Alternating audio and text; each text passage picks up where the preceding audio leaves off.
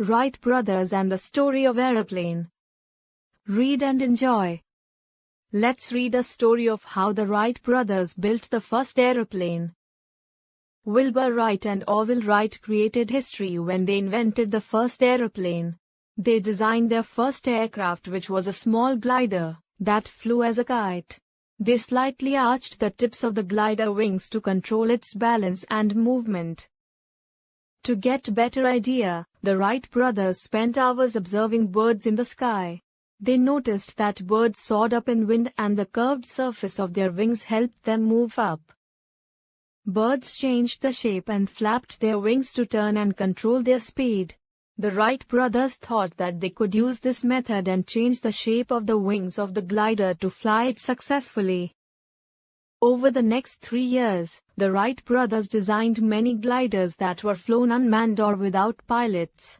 They realized that a good control of the flying aircraft was the most difficult problem, but they were not afraid of failure. After a successful glider test, they built and tested a big full-sized glider at Kitty Hawk in North Carolina. The place was suitable because of its wind, sandy soil, hills, and remote location. In 1900, they were successful in flying a big 50-pound glider with 17-foot wingspan at Kitty Hawk again, both as unmanned and piloted flights. In fact, it was the first glider having a pilot. They decided to build a bigger and better glider. Their thrill and excitement could not be expressed in words. In 1901, the Wright brothers flew the biggest glider ever flown. It weighed 100 pounds, but many problems occurred. The wings could not lift high enough and sometimes the airplane spun out of control.